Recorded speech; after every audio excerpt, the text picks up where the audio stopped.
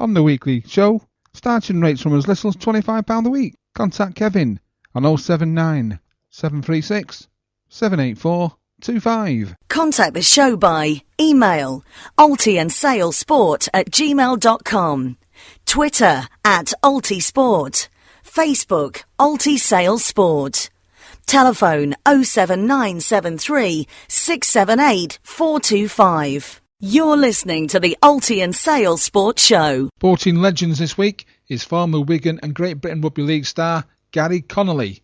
I caught up with Gary last week and asked him about the recent Rugby League World Cup and would he like to go into management in a role in Rugby League. This is what he had to say. I'm involved with a charity called Joining Jack. You know, it's a friend of mine whose son's got a terrible disease, and we've been going for about 18 months now, and this is the second time we've been to Dubai. We put a team of Rugby League legends together, plus obviously there's a few of who played Rugby Union. We had, for instance, Andrew Fowler, who's England's assistant coach, playing for Jason Robinson, Martin Fire, myself, Paul Sculthorpe, Dennis Betts, Mick Cassidy, Chris Rolinska, you know, just to name a few. We went over, tried to play Rugby Union against Rugby Union internationals, and you know, it's over 35s and it's 10s. We went last year and got to the semi-finals, got knocked out by Exeter Steelers, which was a team full of Scottish internationals who went on to win it. And this time we got to the semi-finals again.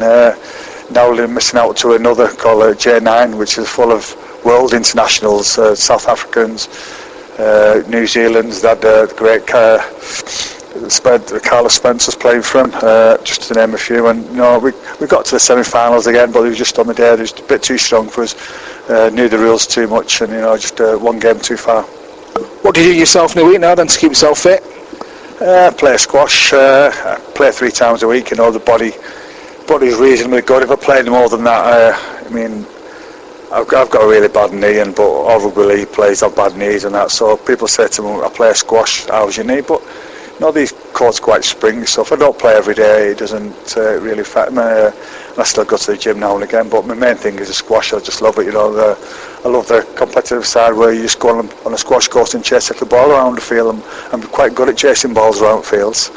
Would you like to get back into rugby yourself and be a coach or a director of rugby? No, not at all. I've been retired for 7 years now. You know, I've got all my friends who do all that side of it, and they keep asking me would I help out and that. But I don't see myself coaching at an high level anyway. But you never know.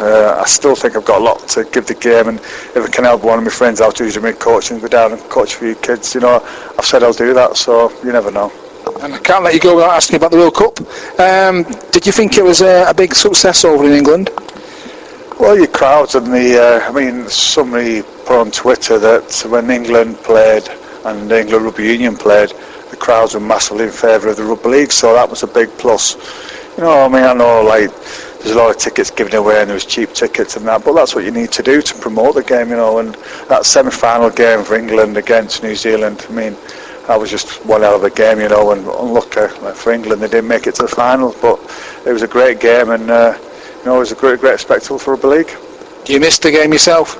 I don't actually, you know. It was a very tough game. I played it for 17 years. I started at 17 playing first team, and I retired when I was 34, nearly 35. I couldn't play anymore. The body was calling it, saying that enough's enough. So I took a non-contact sport in squash. Anything else on the horizon for you? Sorry? Anything else on the horizon for you? No, just, I mean, I'm go down Wigan Squash Club now. We've got a lot of friends down there, and obviously we've got a great team. We've got a couple of good sides there. You know, I'm happy just playing in the second division now. I have no intentions to play first division or anything like that because it's just too hard, and you have to go on court and train and practice, and I don't think I've been playing squash for 7 years now, not going once and practice, so it's not me. I do it for fun, and we have a good banter with the lads. We go in second division, and you know, I really enjoy just the crack that the squash lads have during the squash court, and people who take squash serious, you know, they need to just have a look at themselves and just get on with it. It's a nice game to play, and you don't need to be arsey with it. Let's ask you a question about, you know, squash didn't get into the Olympics. Did you think they should have got it in? Yeah, of course they should, you know. I think it's a great game, and it's played all over the world. A lot of different countries play, and it would be great, but thing with squash, you can't get many two people watching a squash match, so probably that's one of the reasons why they get in, because you can't have a big arena, a couple of thousand, and probably that's about all you can get to watch a squash match. But for me, I'd definitely put in. It's a fantastic game and it should be in. Thank you, Gary. The last sporting report in this week's show comes from badminton and ice hockey. First, the Manchester Badminton League. In Division 1, it sees Edgeley now only 30 points behind leaders the Forest.